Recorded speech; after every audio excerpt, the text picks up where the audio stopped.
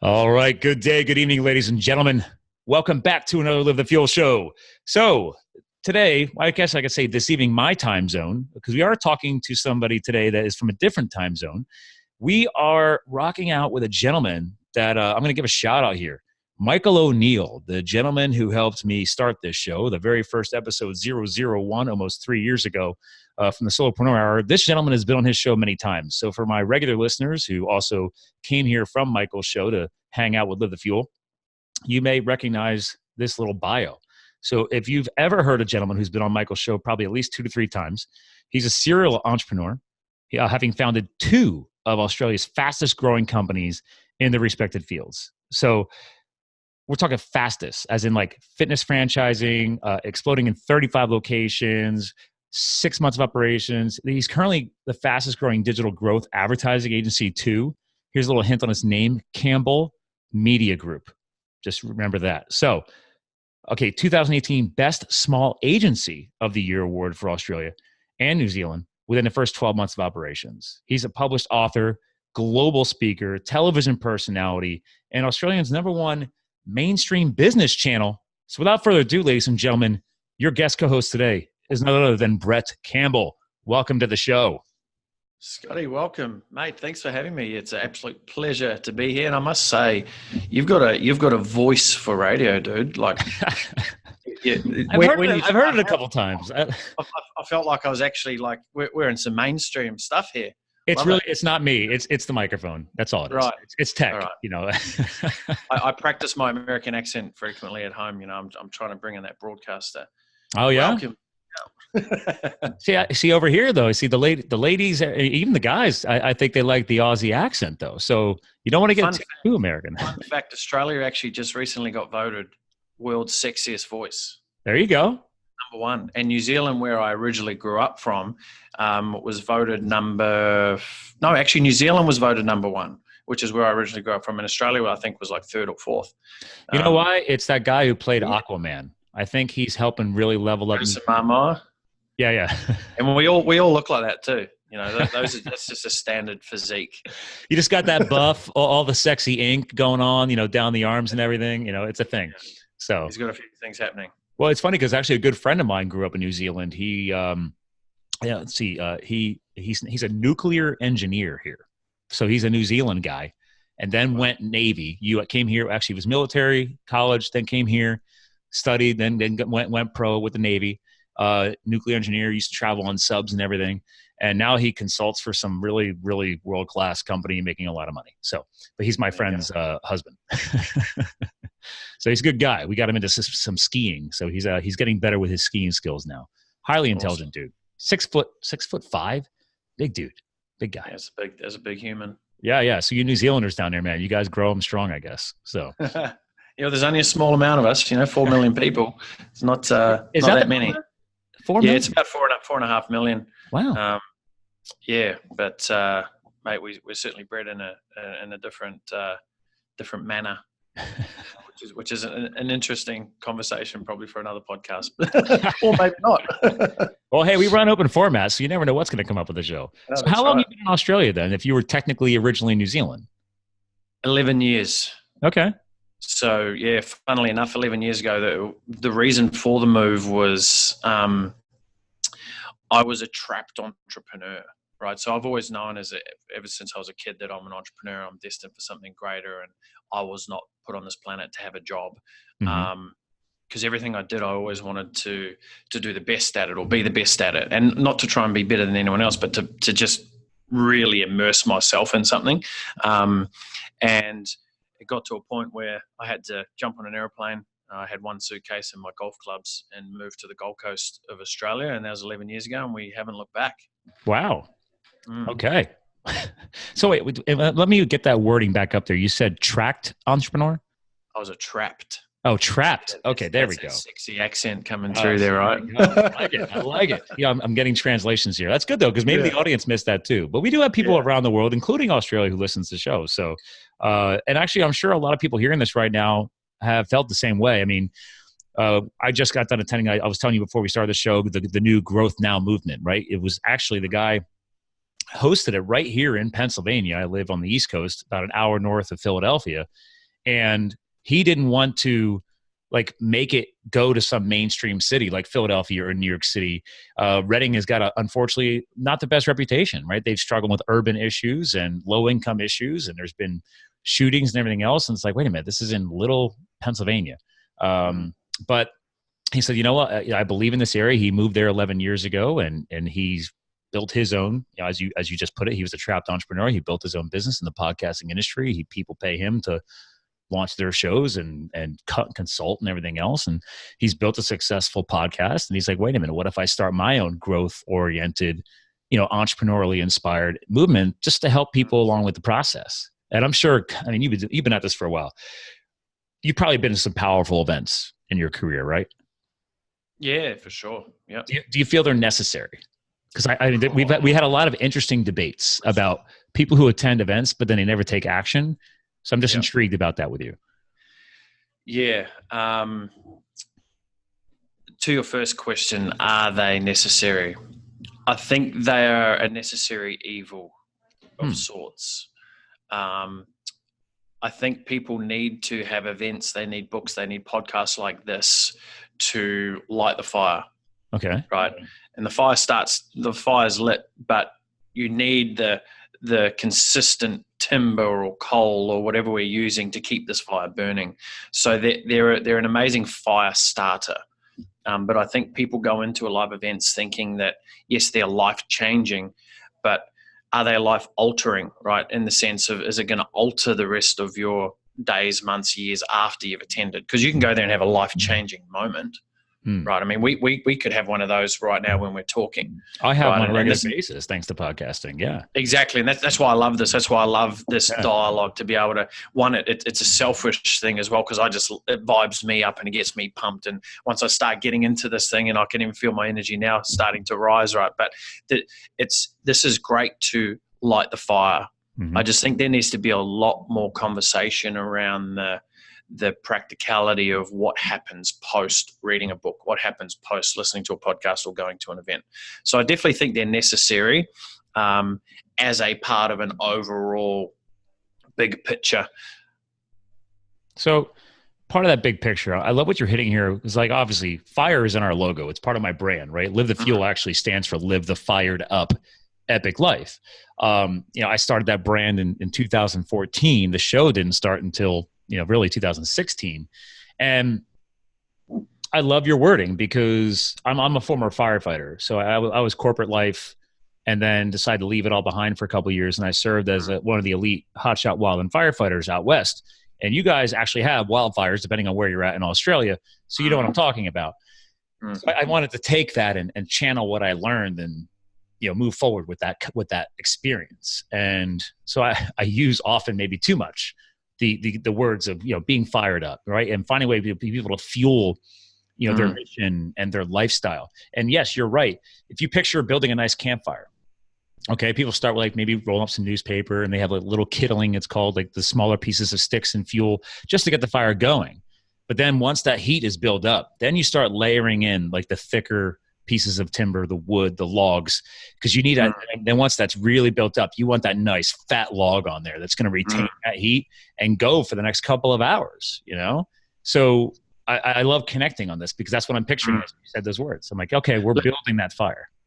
So, something I want to say to you that you just said there, and I sort of can't help myself when I hear these things. I've become a stickler for language and words.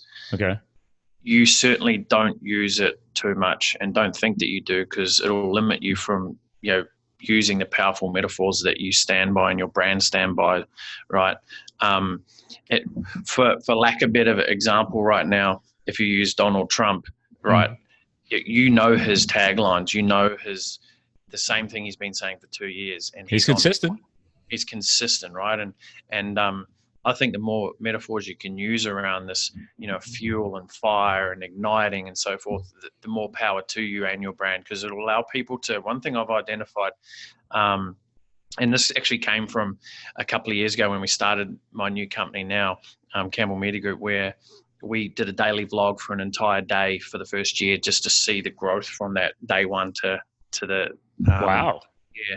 And I personally speak, and this is, I think there's some good value in this. I personally speak in a lot of metaphors. I feel metaphors enable people to be able to connect to a message from a specific angle, right? And the more and more metaphors you use, the more that people can attach to a certain nucleus of a message, right? And what I found that I didn't realize I did it so much, but we created this running thing. We called them breadaphores, right? How narcissistic's that? But my editor called them breadaphores. So every time I did one, we had a counter of different metaphors. So like in a daily vlog, I noticed that I'd probably say about 4 or 5 metaphors, right? But it was those that were the impactful moments of the conversation, right? So, I can't help but think in a lot of metaphors, because as a teacher, at the heart of everything, right? We were talking about this a little bit earlier about, we want to contribute, and we want to provide to other people. And we want to help educate and share and pass down wisdom that we've collected. The easiest way to be able to do that, from my perspective, of how you can get someone to retain your narrative or retain what you're trying to actually articulate, is to speak in metaphors. So that's a really long way for me to say, mate, keep using those metaphors hardcore, because there'll be someone out there who goes, yeah, I get it. Like, even when you're speaking about the kindling and so forth, if I want to take that metaphor right now and go, what I like to do is I like to dump like 20 gallons of petrol on at the start. So that's the sort of person I am. I'm like, I want to dump some petrol on this, but I don't want it to blow up and then dissolve. I need to blow it up, create that massive amount of impact, and then keep the fire burning at a higher level, right? Yeah, the intensity. Anyway, there's a good little piece around metaphors. I think they're super important. I'm glad we're vibing on this, because I've had to explain that to a few people. And yes, usually the people who critique are the ones who don't understand. And I don't need, actually, this literally was happening with a friend of mine I've known for years, because a lot of friends came in from out of town this weekend. Because yesterday, you had asked earlier before we started the show, like, why I'm so fired up. And, I said I went to that growth movement on Friday. And then actually yesterday we hosted our wedding reception party here in Pennsylvania was yesterday, because we got married back in March, but we were, it was an adrenaline junkie adventure wedding. We were doing heli skiing and backcountry skiing in the Canadian Rockies for our wedding back in March. So yesterday was the after party, basically reception for like my family and all the friends who don't do the crazy stuff that we do. It's like, you got to show respect to the people who don't do my weird stuff. So that was yesterday. So it was amazing. We had old school friends flying in and just catching up with people I haven't seen in 15, 20 years. We talk on the phone, but you haven't seen each other. My oldest friend I've known since we were 15. We have stayed in touch this entire time. When I was firefighting, everything. There's not been a month gone by that I didn't speak to this guy. But I haven't seen him in person in 2012, 2013. So it's been a few years. So he flew in. I just dropped him off at the airport 2 hours before now. So it was a great weekend. But helping that, it's funny because we've talked about how our lives have changed and we reflect on these things. And this kind of really relates to the podcast world, because you're connecting on how you came from New Zealand and then you're in Australia. And I think we can't help reflect on the fact that I don't live in the past. But what are your thoughts on reminding people hearing this that it is important to reflect on where we came from? Like, you can't see this right now in the video, but I just got done overhauling the studio a couple weeks ago. So my friends who are here today, they're like, wait a minute. Holy crap, dude. Like, I have sound paneling up, new acoustic paneling, upgraded the monitors here, everything. Like, dude, your home studio's got a significant upgrade. And I was like, got to keep leveling up, man. And they're like, I've heard your show and you sound professional, but dude, now that I walked in here, is like, you visually can tell you're not messing around.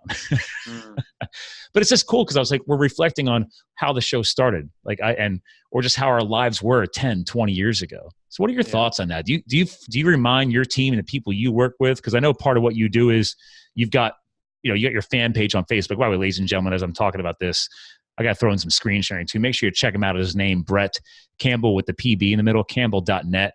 We'll do some screen sharing on YouTube. But anyway, as I'm saying that, Brett, do you reflect often? Do you remind yourself we don't live in the past, but channel what you've learned from the past into the future? I think reflection is imperative in any quest of moving forward. allows you to, and the only way you can really tap into gratitude, right, and being grateful is simply reflecting on the past. Okay.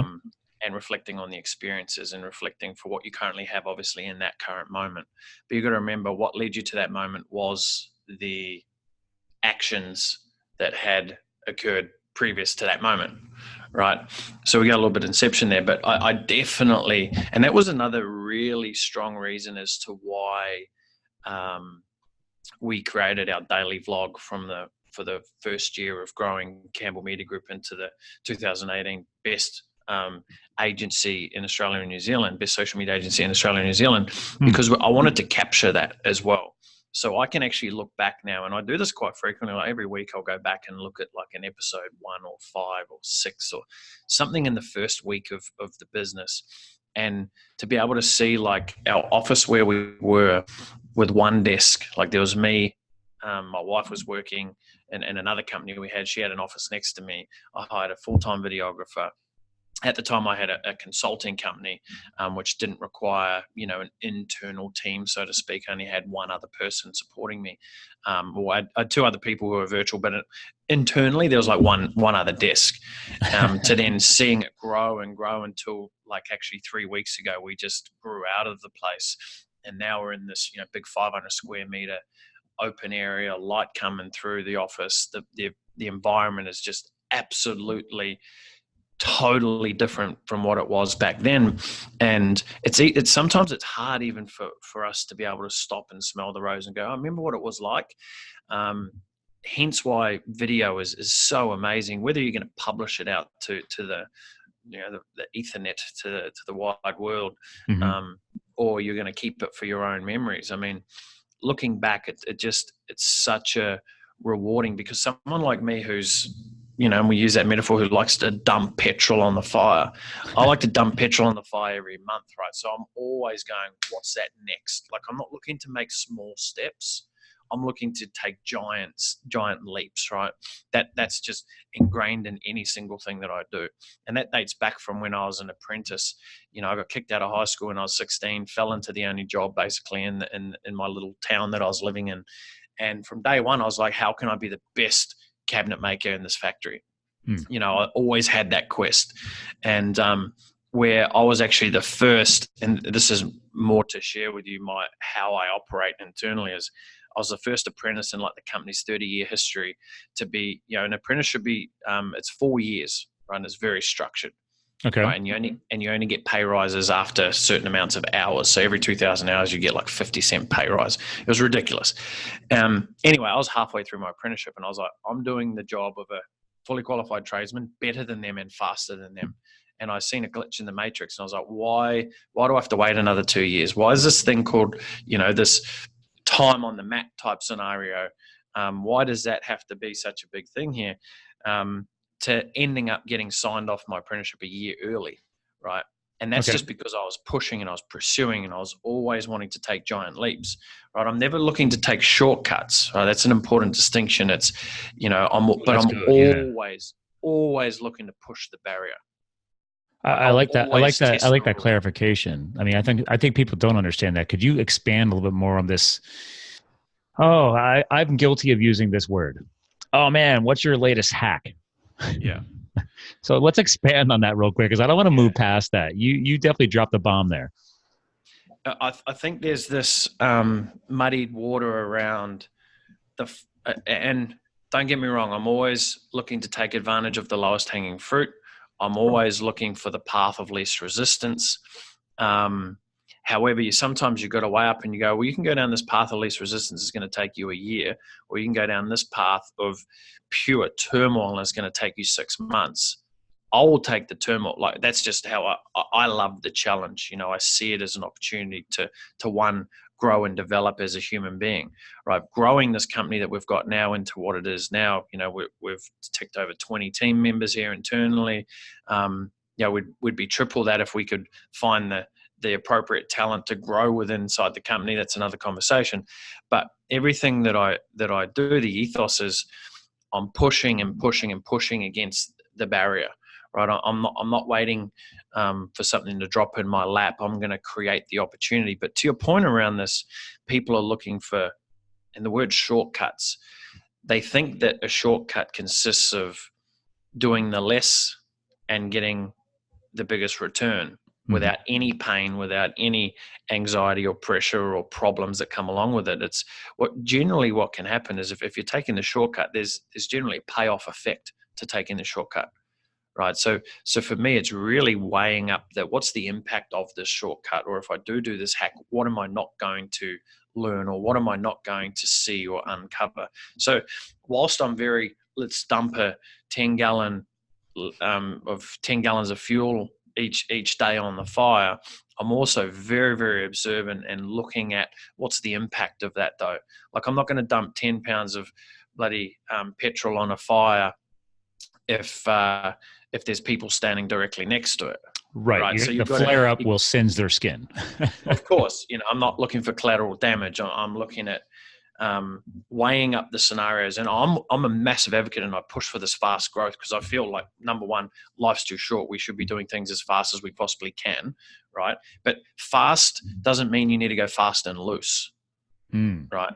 Doesn't mean you go fast and loose and create a wake of destruction. I create just enough destruction behind me so that my awesome team and people who are in my network can support that and clean it up very quickly.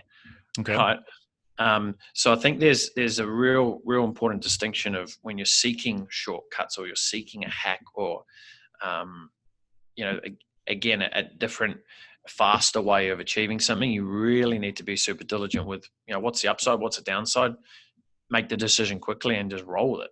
Yeah. I mean, it's funny that you brought up about this creating the wake and managing the destruction, so to speak, right? Let's change destruction. What do you think about this? Like this, the destruction is basically the remaking process. Like, I mean, even after a massive wildfire, people freak out, they see the destruction, they see the scorched earth, but Mother Nature always bounces back, right? You're within 3 months, you're seeing, there's actually just popping in my head, I can't help it.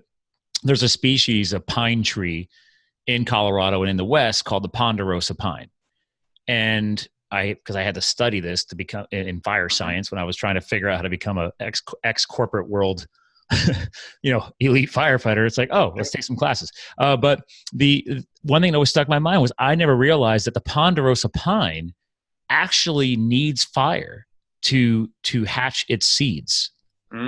So it's dropping pine cones and stuff, but they don't actually they're not birthed or brought into the next phase of existence, right? To create a new tree without wildfire, right? So here's where example, like fire is natural. You need it. And if you mitigate it and you remove it from the equation, this is why we have massive wildfires over the past couple decades, because government has stepped in, and I'm not going to get into politics of it, but it's like, oh, people are worried about fire. They're afraid of fire. They're afraid of all that. And they don't realize that we actually were able to use fire to fight fire too. Like, you can do it in controlled burns and everything else, but you take a controlled burn into an area that you decided to remove fire for 20, 30 years. And there's so much fuel. There's so much opportunity that when you get fire into that, it just blows up and it's out of control. What do you think about this image that I'm walking you through right now? Man, I can't steer away from David Attenborough. Like, I just watched his latest series, and this just really builds into my ethos of everything happens for a reason. And that line unfortunately needs a lot of clarification when it's said. Because it's easy to go, oh, everything happens for a reason. It is what it is. But if you actually really stop for a moment and look at every single thing that happens on this planet happens for a specific reason. Like, yes, there could be a wildfire, and unfortunately some people might die from the fire, right? So that's automatically, obviously it's horrific, and we don't obviously want that to happen. No, we wouldn't wish that on anyone. Absolutely. Correct. But if you look at the circle of life and you look at how things are supposed to happen, and I found this a really easy way for me, like when I really accepted this, right, as this is exactly how the universe works, right? When I actually really accepted this, I no longer see problems or horrific things as impactful internally to me as I might have originally thought if I hadn't had this new way of thinking and looking. Because you can say, oh, it happens for a reason, and that's cool. But that's like an external thing. That's like going to a live event. Right. There we go. Nice tie back. Nice tie back. You've heard the thing. See what I did there? That's what metaphors. I love it. So it's like going to the live event, right? You hear the thing. Fantastic. Cool. Yeah. Everything happens for a reason. Beautiful. But then it's like, how are you actually living that day in, day out? What are you stopping and reflecting on, right? How are you reflecting and looking at and going, okay, what did I learn from this experience, right? Someone rang up today and they quit, or, you've just lost $50,000 in a court case, or whatever the case may be, looking at it going, oh, there's something within that was supposed to happen, because now this is going to potentially happen, or this has happened, right? Mm-hmm. And it's a really comforting way to be able to live with that particular mindset. Now, don't get me wrong, I have some shit days, and sometimes I go off the rails, when certain things hell happen. Yeah, this is life. I can quickly come back to it, because I'm like, oh, hold on a minute, Brett, remember, this is your narrative. This is the way in which you live life, and this is how you see life. And but to your point, and what I started to do a lot of study around, like metaphysics and the spirituality, and really looking at it and trying to uncover, because as a curious person, like I still am just so curious about this entire thing we call life, right? And I actually went and did an Indian sweat lodge. Have you ever done one of them? I did I guess you want to call it an intro version of it. Like, obviously I served in the state of Arizona. That's where my base was years ago. And there's obviously, I'd say 1/3 of my crew were actual, from different tribes, different native tribes of the US, which was so cool. It was such an experience, because I grew up in New Jersey and was born, in Pennsylvania. And don't get me wrong, there's native history here too. The whole country has native history, but there, their culture still aggressively exists. Like, they still have villages and tribes and everything else. But that's where I'd even heard about stuff like that. So I got to go experience a small one, but not like the full blown spiritual experience where, sometimes they also incorporate in some herbal remedies. I don't know if that's the level you went with, but I'm open to it. Not the one I'm talking about now, but I definitely recommend all those experiences. However, the reason why I bring that up is I've done a lot of, let's call it, deep spiritual work, a lot of emotional cleansing and personal development and self-development, whatever title we want to put onto this thing. Really just growing my own emotional intelligence is the underlying fundamentals of it. So with that, I, here in the Gold Coast, went and did an Indian switch. Like, there's an American Indian who lives out in the back, and when I say the back, out in the sort of bush area. And we went out to his facility, and so basically an Indian sweat lodge there's a teepee, right? It's a teepee. It's fully blacked out, covered with blankets and a whole heap of things. Like, there's no air basically in that thing. Heavily insulated. Yeah. Heavily, like thick as that you could probably shoot a bullet and it probably wouldn't go through it. It's that thick of layers on layers. And I had no idea what I was expecting. And I said to my friend who took me out there, he goes, do you want to know about it? I said, mate, I don't want to know anything. I just want to experience this as it happens. So I had absolutely no idea. I had no idea if this was going to be a 1-minute thing or a 10-minute thing. To pause on that, love that. I think people hearing that don't skip past that. You can't plan everything in life. So I love that. I didn't want to skip past that. Go ahead. I think, and I wanted to circle back to that as a takeaway point, but you've hit it now. So let's smash that for a second time. Is the best experiences I've ever personally had have been from the unknown.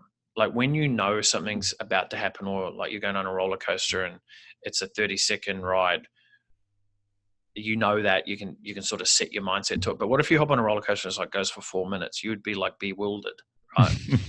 But there's a lesson within that, because you're like, I thought this was over. Why is this not over? Like, etc. But there's massive value and recognition in being able to tackle experiences without wanting or needing to know what happens, or like what's around the corner. And that's why people can't move fast in business, because they're always wanting to know, but what happens in a month? What happens in 60 days? What happens after that? It's like, don't even worry about that right now. Let's just focus on this, right? So Indian Sweat Lodge, teepee, and there was about 10 of us, right? And there's 10 of us sitting in this teepee. pitch black, couldn't see an absolute thing. It was just crazy. I literally, and it was cold outside, right? It was it was about, let's call it 15 degrees Celsius, right? Whatever Fahrenheit conversion is there. It was fairly cool. Like it was wearing a jumper and pants. Add 32, so you're, I don't know, what is that, 40s to 50s? It's not like, it was coolish. It was coolish. Yeah. Not freezing, but it was coolish, right? And I went from that state into this like ridiculously hot state. And what they do is they have rocks that have been heating in a fire for the whole day. And they take their specific rock, one rock in the middle, puts the rock in the middle, and the American Indian leader, he's sitting there, and again, imagine I'm sitting there going, what do I do? Like I've done a lot of, meditations and different types of experiences, and I'm sitting here trying to, are we going to do this? Are we going to do that? How's this all going to work? Right. And then I'm sitting there pitch black, sweating profusely, like to the point where I felt someone was pouring water on my head. How long in were you think at this point? I was at the first rock. I was only at the first rock. So I was a couple of minutes in. We're not even like 5-10 minutes yet. No. Okay. I was a couple of minutes in going, okay, how's this going to start? Right. You're all in from the get-go. Yeah. And I'm sitting down on the ground, right? I'm not that flexible type of guy that could sit there with my legs crossed for a long time. Right. That in itself is a mental challenge for me if I had to sit there for a long period of time. Okay. Let alone it being pitch black, sweating profusely. Now, real quick, is that because you're like just that on the go kind of guy and you weren't ready to slow down and just? Oh, no. That just because of my hip flexibility. Oh, just too tight.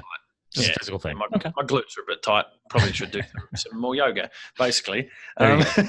Yeah. So anyway, I was sitting there, legs crossed, and I was in my head, I was like, man, I hope I don't have to do this for too long. This is probably just we'll go around, do some emotional clearing, and we'll be done.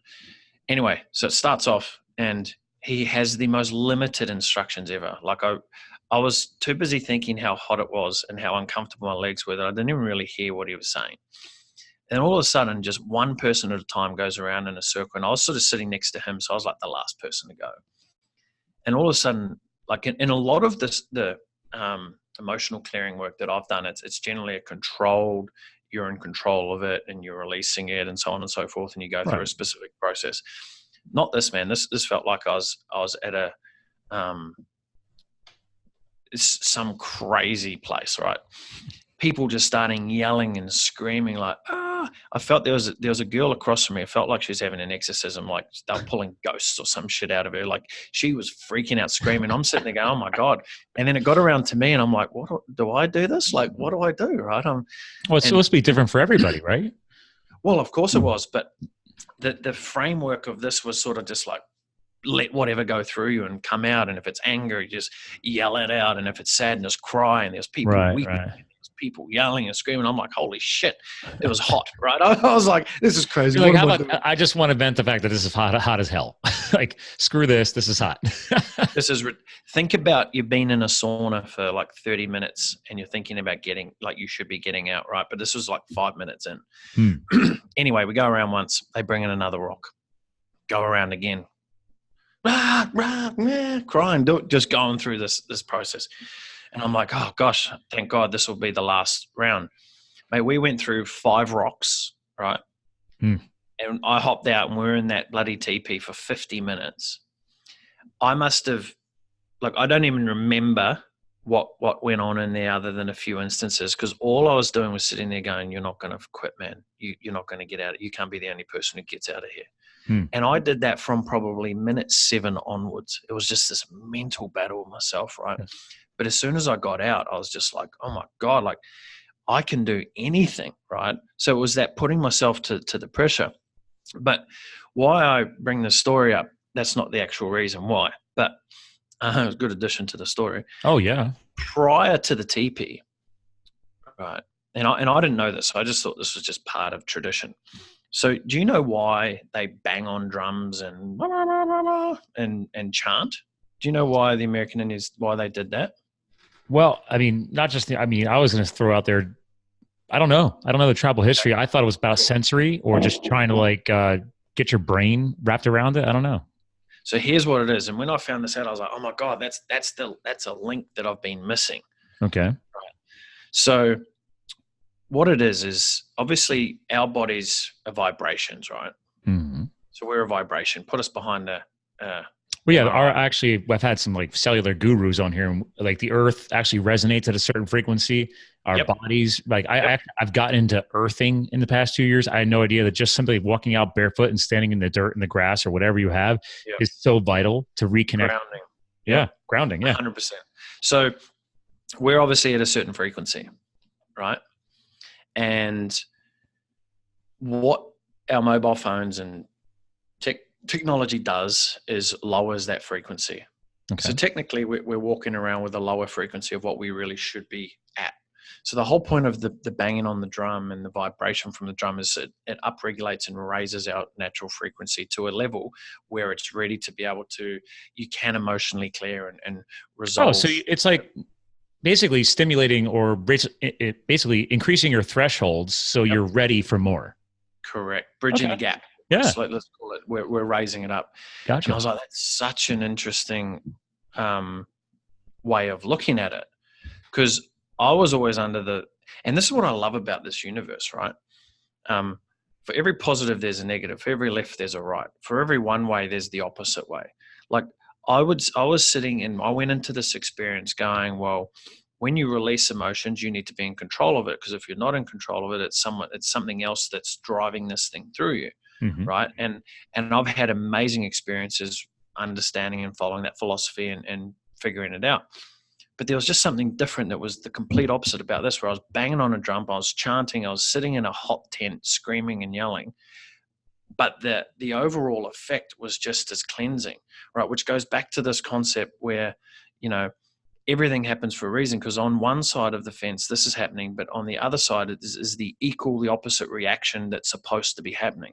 So for every fire, right, there's new trees that get blossom because this particular pine tree needs to have fire for it to flourish, right? For every fish species in the ocean that gets eaten by another one, it's because they're sustaining the development of the next one and the next one, right? So it's when you see things like that and you can look at it, it changes your lenses in the way in which you look at life itself, right?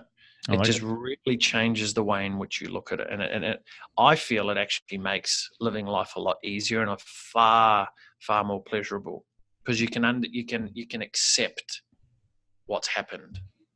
Well, see, I love what you've been hitting on, because we've hit on so much here. It's not just events, right? It's your mind. A big thing here. It's funny because I joked around. We talk about health, business, and lifestyle. And then after over 2.5 years now, I'm like, man, I should have thrown the keyword mindset in there, because I bring on powerful co-hosts like you guys. And it's like, we always end up at some point in the show, there is some type of impact on mindset. It is so huge, whether we're talking about a health guru or an entrepreneurial guru or just, lifestyle in general, mindset. It just, obviously a healthy lifestyle and being open to learning new things in business and life in general is going to help fuel the mindset. But the mindset, it's a two-way street. The mindset's huge. The mental game. Well, it all stems from that, right? Mm-hmm. But also it stems from the physiology. So obviously from our body. Like I got into 11 years ago, I started, I guess, my entrepreneurial journey in the health and fitness industry. And I became obsessed about, the human body and biology and so on and so forth. And then that opened up the chasm to shit. None of that really matters if we don't have, this thing switched on. The brain game, man. So it's just that natural progression that you see, right?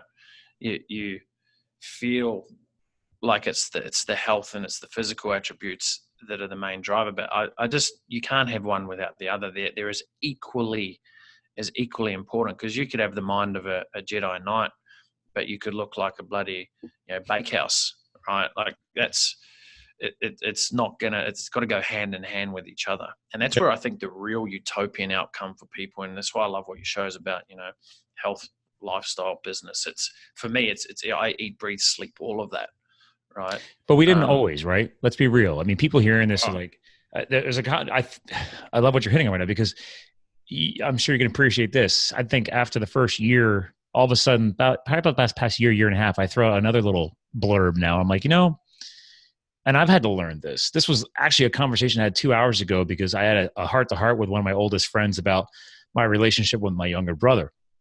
And he was like, listen, he's like, I said, something that came up on the show about a year and a half ago, and I can't forget it, is that we're just all at a different place on the timeline.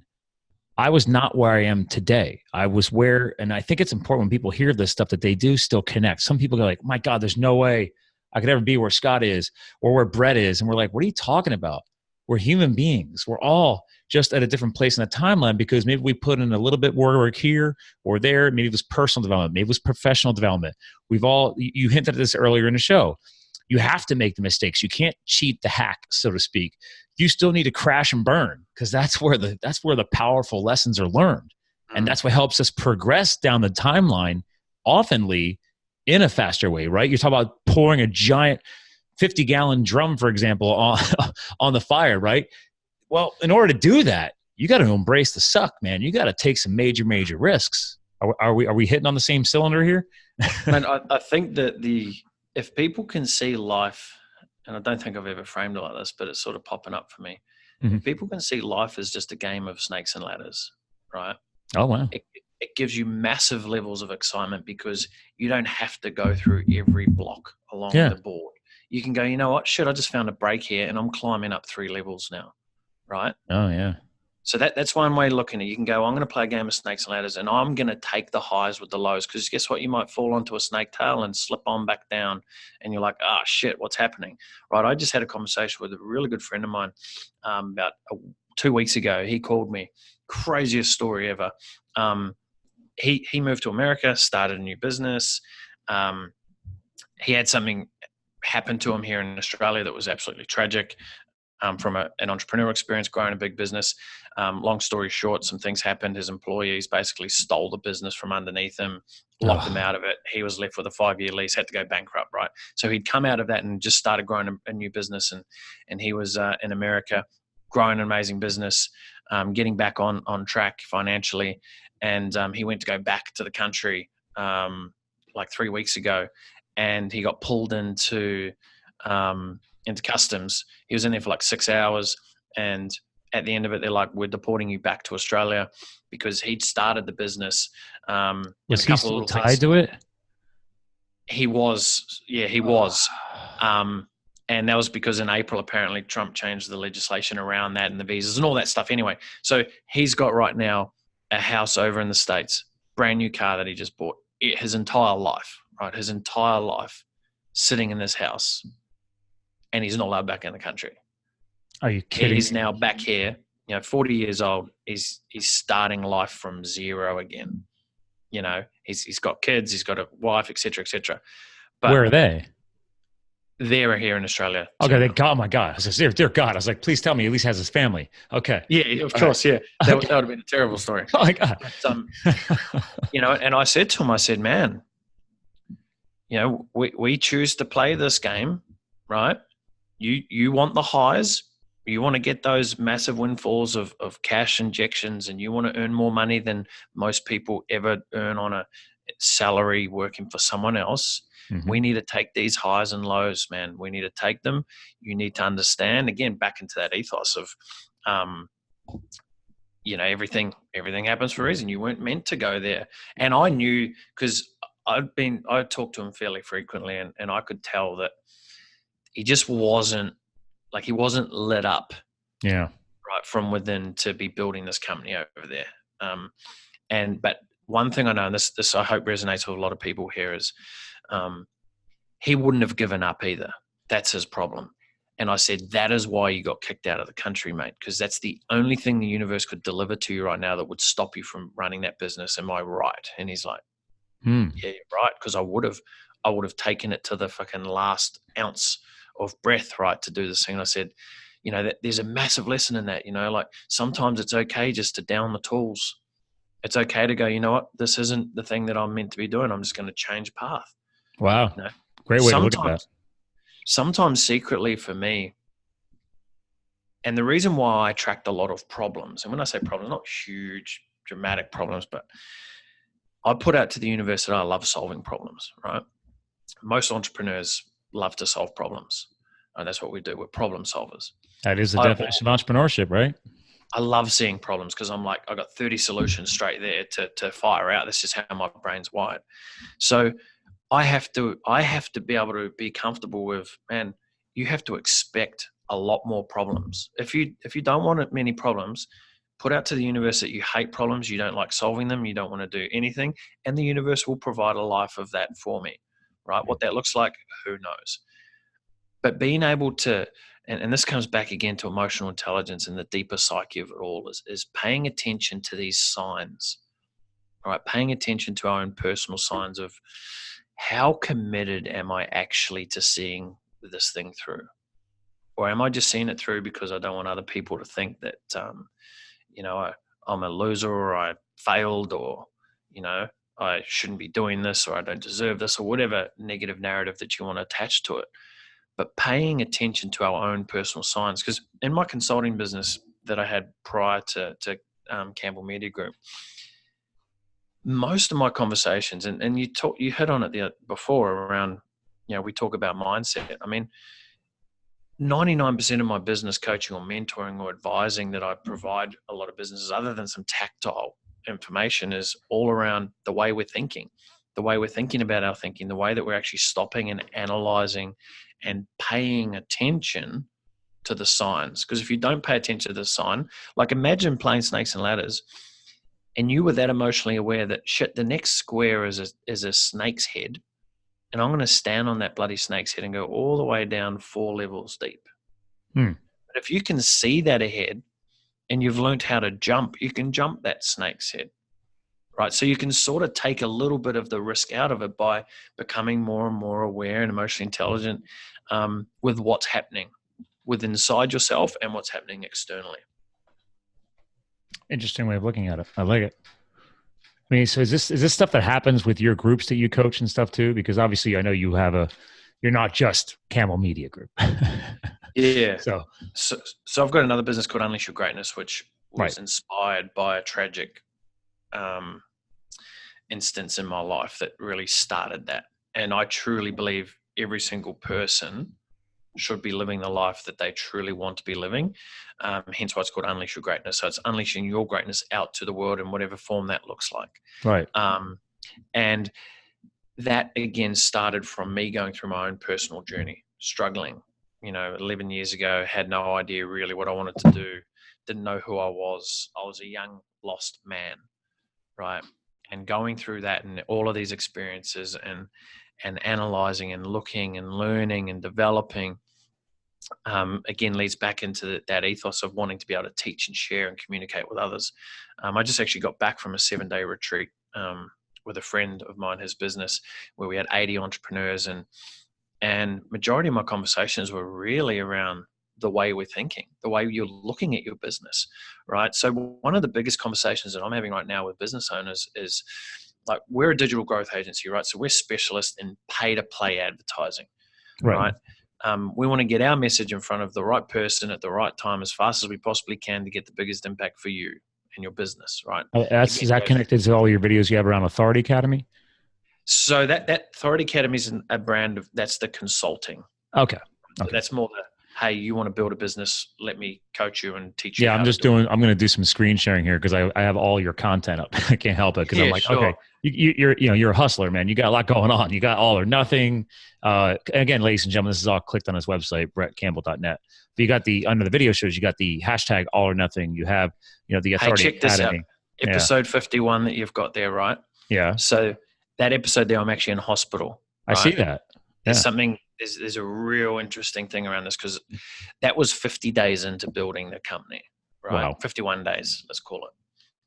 And I took the team to Bounce, which is a trampoline. Oh yeah, we got that stuff around here. Yeah. So indoor trampoline, and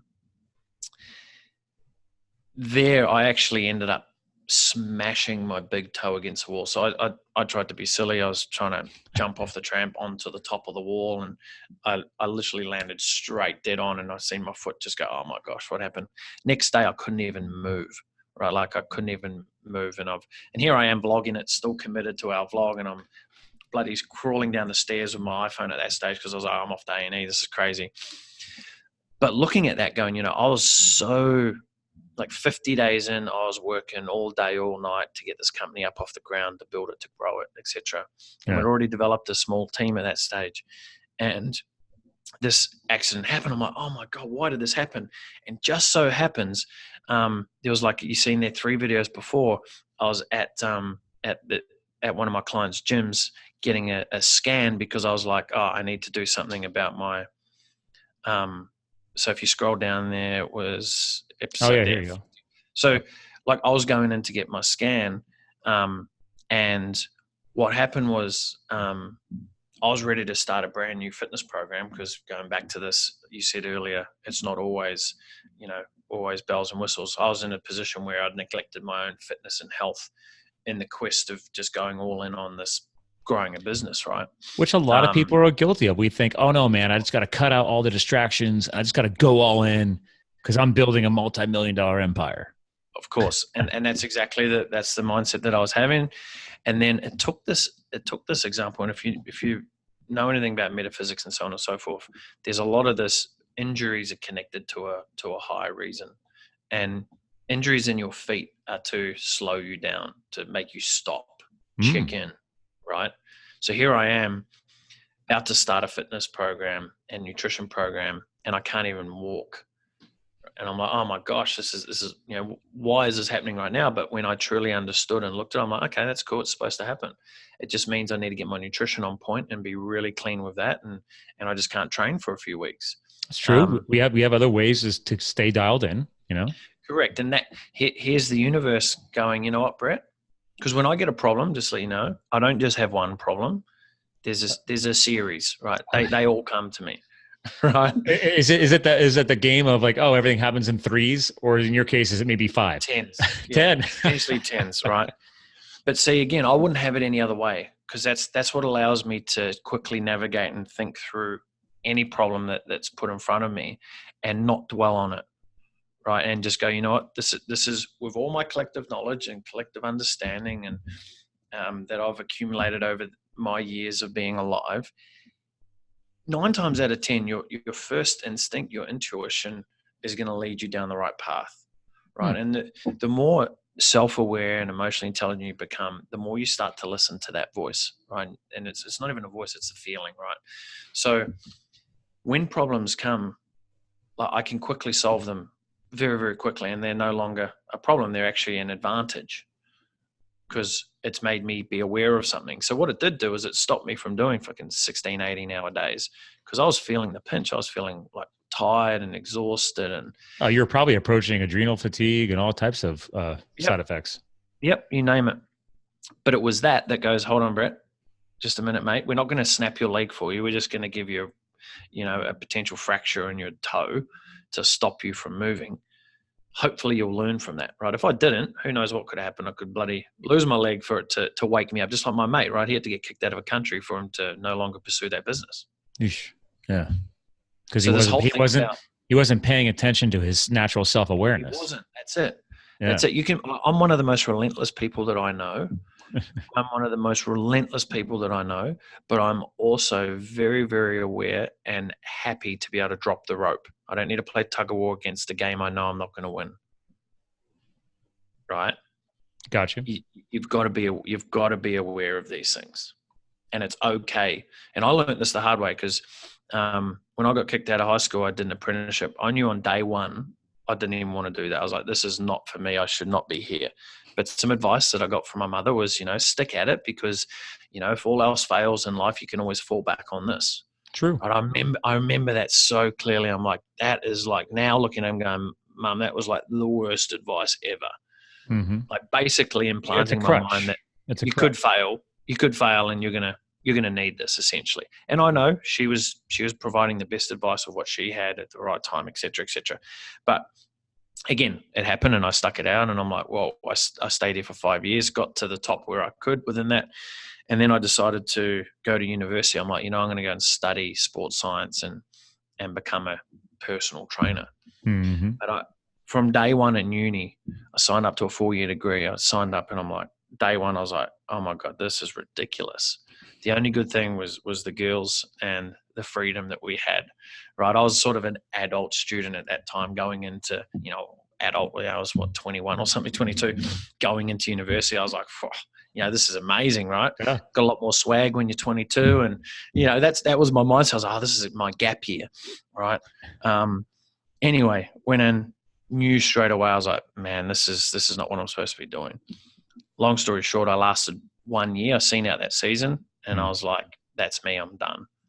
I'm not going to fall into the trap that I did originally, where I'm going to sit this out for 4 years. So what I did was I ended up so our university ended in November and was supposed to come back for the second year in March.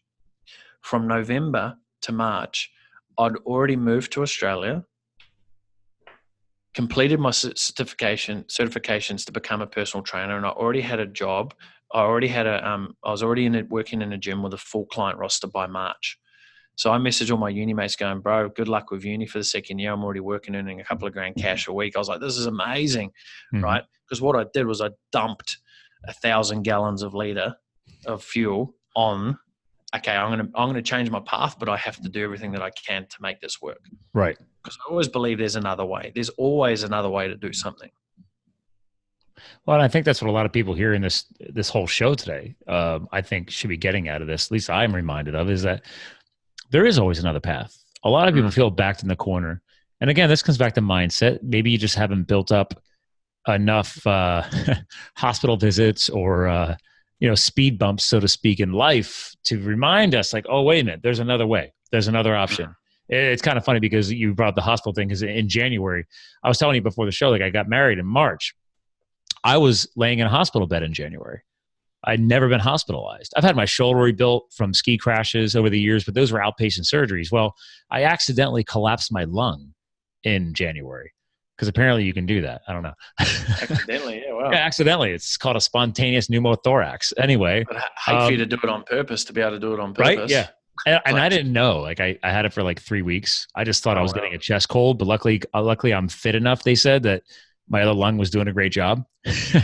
But I finally went for a chest x-ray, and next thing you know, they're rushing me to the hospital for surgery. So great life lesson. Reminder that why am I hustling and doing all these things? I got a wedding coming up. Like, it was a wake-up call. And I ended up I was in for 8 days. I got lung surgery and everything.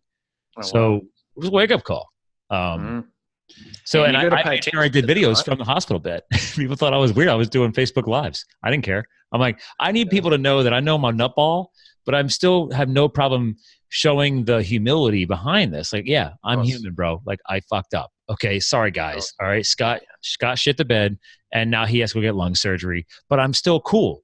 Even the nurses like, you have the best attitude. Like, you're really just, they look forward to coming to my room, they said. And I said, well, what am I going to do? Be woe is me? And then be one of your annoying patients? And then I have to worry about you not taking care of me because you guys don't like me?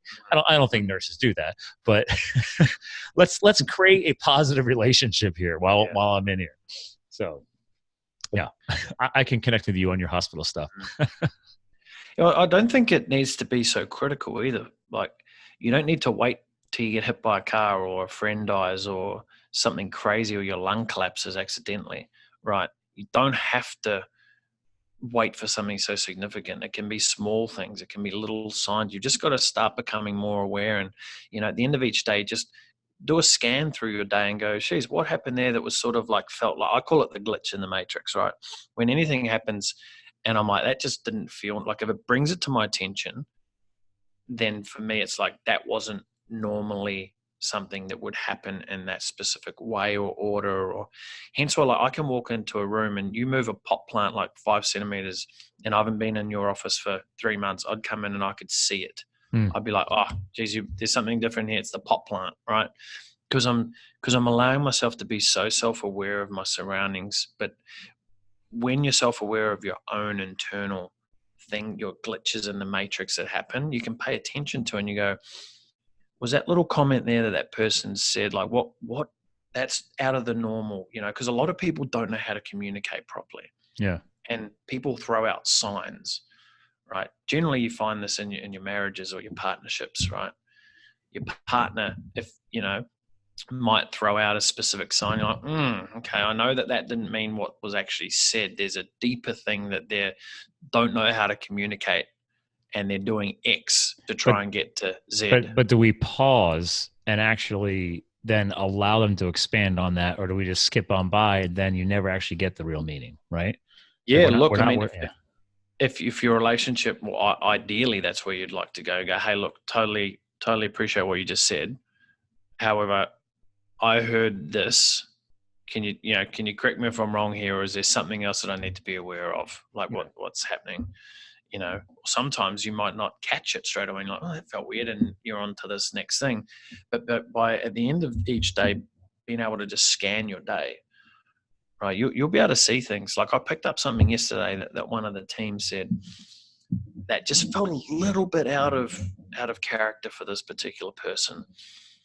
And without sort of psychoanalyzing, what was it? What could it be? And trying to come up with all these potential problems and then try and solve the problem before they're even a problem, right? Mm-hmm. Where problem solvers generally want to go to, they seek out a problem and I'm going to solve that. It was more to seek first to understand, right? And I had a conversation with the person today, and just as a quick one to say, hey, just want to check in. Yesterday when we were having a bit of a chat, this was said, and I just wanted to see if there's anything else surrounding that you'd like to speak about. And just so happened it was, right? So this whole concept again of just being aware of, and it doesn't mean you're always right, just because you're like, I had a glitch in the matrix, so there has to be something wrong with that. Do you know what I mean? It's just being aware of the signs and knowing how to play the game. Well, I think it's important that you just shared that, though, is that people, that's another great takeaway from the show. It's like, okay, guys, let's you don't have to be the magician or the PhD doctorate level of self-awareness, but if we can just start working on that a little bit more. I know I'm guilty of it. I mean, that whole lung thing, it's funny because I was, there's a very successful blogger out there. He's actually known as the blind blogger. He's actually blind. And I've had him on the show a couple of times. Shout out to Maxwell Ivy. And he commented on Facebook saying, God, he's like, Scott, he's like, I hear you on YouTube and I hear you on your podcast, because obviously he's blind. And he said, I've followed you for a while and I know you're Mr. Health and Fitness junkie and adrenaline junkie, but he's like, this could be a great opportunity for you to realize that, were you actually listening to your body? Because I joked around that it was collapsed for 3 weeks, and I literally went and did a CrossFit competition with it.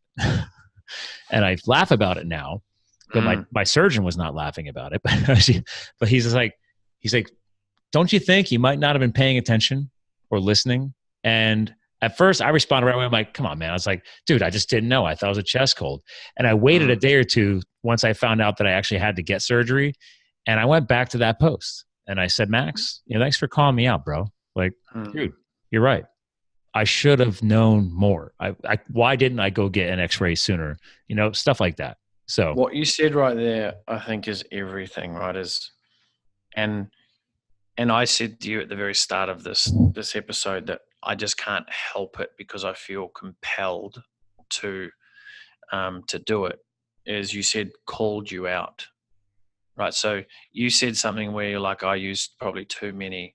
The buzzwords. Yeah, you called me out. Right? Thank you for that, coach. Called you out, man. Yeah, you did. It's not because I think I'm right. I just felt like there's a glitch in the matrix there. When I hear someone, like yourself, who's confident, who's got a great show, who's doing great things, we all still have that self-negative talk.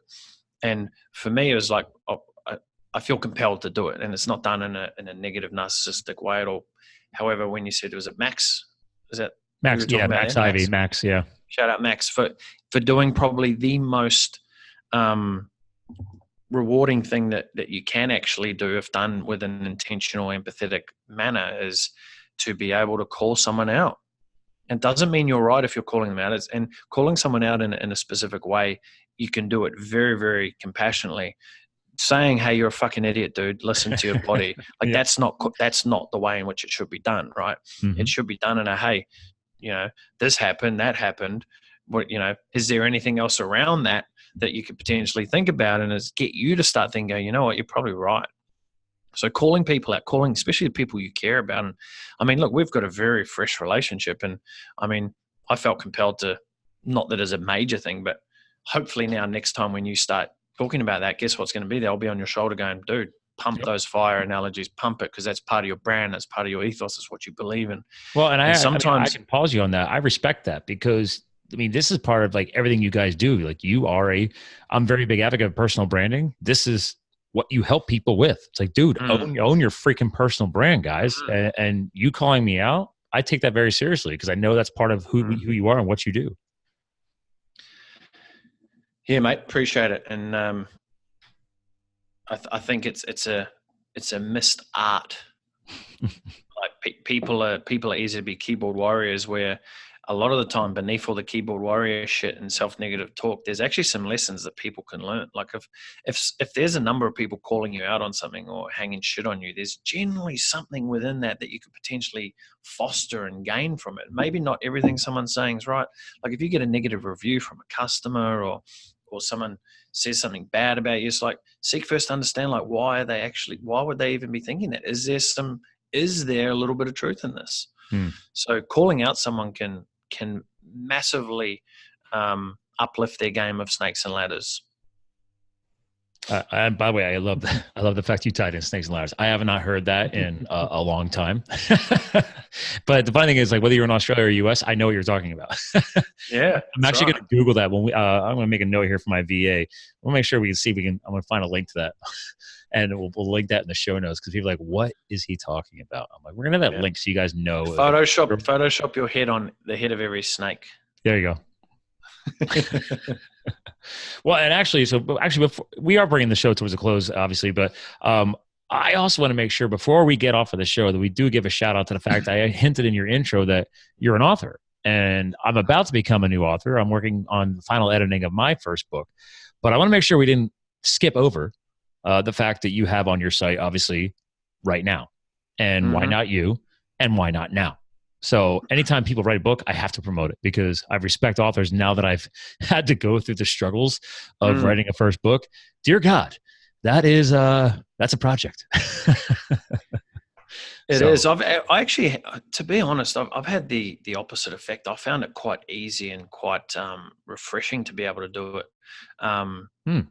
Now, obviously, there's a number of working parts and pieces that go within it, but it's interesting because I talk to a lot of people as well who are authors and have a very similar narrative to yourself of it's been tough and it's been a bit of I actually found it probably one of my easiest projects I've created.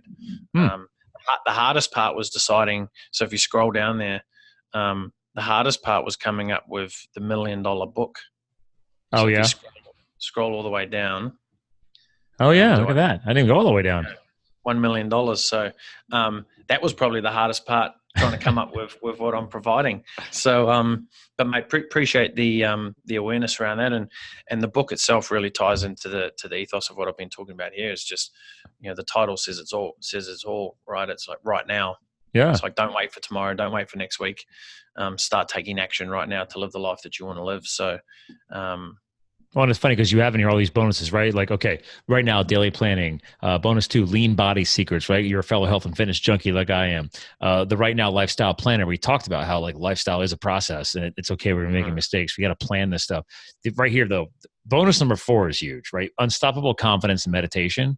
But also, I'm a huge fan of VIP communities, whether or not you want to call them mastermind groups or, well, let's leave it at mastermind. VIP groups, whatever. Just like let's full circle this back as we bring the show to a close. Like, dude, we talked about it. You talked about it.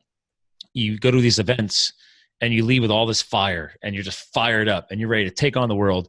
And then a week or two goes by and it starts dissipating and calming down. And to your point, you want to keep that fire burning as hot as it was when you dumped that petrol on it, right? Well, this is one of those hacks. You want to call it a hack, right?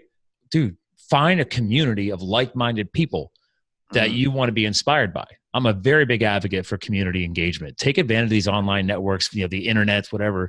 And like, guys, if you can't physically find them in your community, go digital. All right. Yeah. So, I mean, how long have you had your VIP community?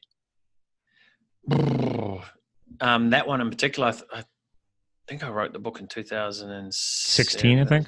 16, yeah. I thought it was 16. Yeah. Yeah. My biggest piece of advice, I think, is find someone you resonate with. Find someone you resonate with. Offer to pay them a substantial amount of money to get inside their brain and all the fast tracks that you can possibly have. Like, again, this sort of ties back into when we started Campbell Media Group. Before we had our fourth client, we've already created a board.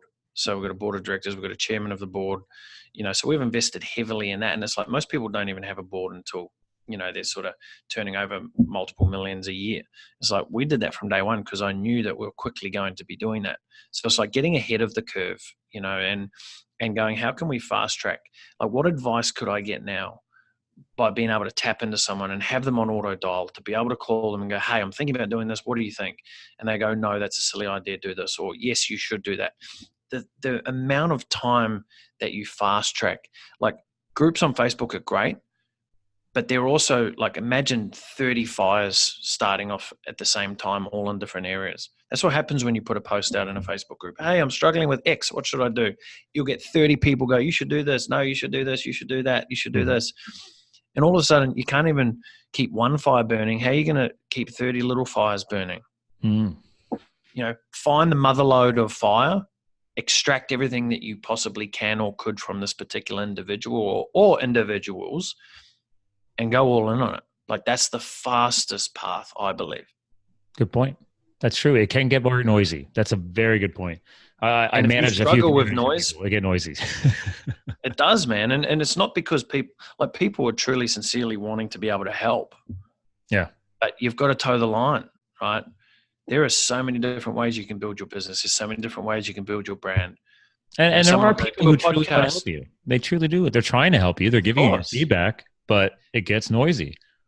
But see, and this is where, like, I'm very limited in the feedback I provide on social media, purely based around I don't want to add to the noise. I don't want to add to it. I need to cut through that fucking noise really, really clearly. Well, also, I think we need to be reminded also, like, just like you and just like me, and maybe people hearing this, like, people forget to value what their feedback is worth. So the other thing is, a lot of that noise, people are giving it all away for free. So I know I can't help everybody, but there's only a few people that I, if you want to call it coaching or whatever, that I consult or I work with. Like, I keep my client list smaller. So why? Because I know what I'm worth. So yeah, I'll throw a couple little things here and there, but in the end, like, you want the full jam. Okay, well, that's why you have packages and things like that on your site. What level are you at? I'll work with you, but here's the different levels. This is what it's worth. Put some skin in the game. And even something I've noticed of late, like, and this sort of goes against sort of my own original model of consulting and coaching, is you've got to find what works for you, right? Signing up to a mastermind, doing 3 events a year, paying 25 grand or 20 grand to attend, and maybe getting some email support, or you get a Facebook group. Man, that business model has been created to support the business owner who's created that fucking business, right? Mind my language, because I get real passionate about this. Because we don't edit shit. You can shit, fuck, ass, whatever. Just shit, fuck out of it. Yeah. So something that I want people to be able to try and hear or understand is that pick what works best for you. So for me, masterminds only work if I want to be in a group of other people, like-minded individuals, right? I won't sign up to a mastermind to learn a specific set of business practices or a particular topic, right? If I want to learn how to do sales in my business, I'll go and hire the best sales coach out there, and I'll pay them whatever they need to be paid to teach me the best of the best, tick it off next, right? That's me, right? So I'm saying not everyone should do this, but you need to find your jam, what works for you. Yeah, what works for you. Yeah, exactly. You got to find what works for you. Don't just go and sign up to masterminds or group coaching and this and that, because it seems like a cool thing and there's heaps of people in the group making heaps of money. You've got to figure out what works for you, what's going to get the best value from you. Because I see this all the time, people. And I had a group coaching model as well as some one-on-ones, right? And one thing I always knew is obviously the one-on-ones was they would always get better results because it's a different relationship. So you've got to find what works best for you. You might get vibed off the group scenario and you get what you need from it, and that's absolutely perfect. Sure. Right. But trying to have this one size fits all model to life just does not work. Well, that's a very valuable point. Wow. Well, listen, I want to respect obviously the rest of your time, even though it's like you still have your whole business day ahead of you. Because what is it, like 11, 12 o'clock over there? close to 11 now. So nice. Well, it's like after 9 p.m. here. So there you go. yeah, you're definitely on the other side of the world. Certainly. I'm actually heading over your way in about 3 weeks. Oh yeah? Whereabouts? Yeah, I'm heading to Canada, then New York, end of June. Nice. Any kind of big promotional thing, or just connecting with colleagues, or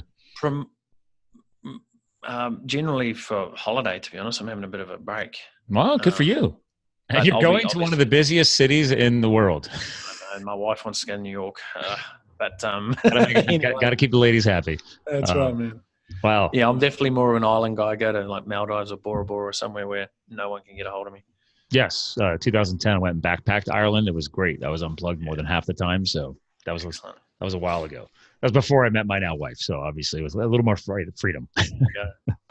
Well, I hinted at it before you and I started rapping today, and I knew it, dude. You drop so many solid bombs on this show; it's ridiculous. I even took a couple of notes just for my own quick review, like the power of video and vlogging, the fact that we all are trying to fuel the fire and keep the fire going.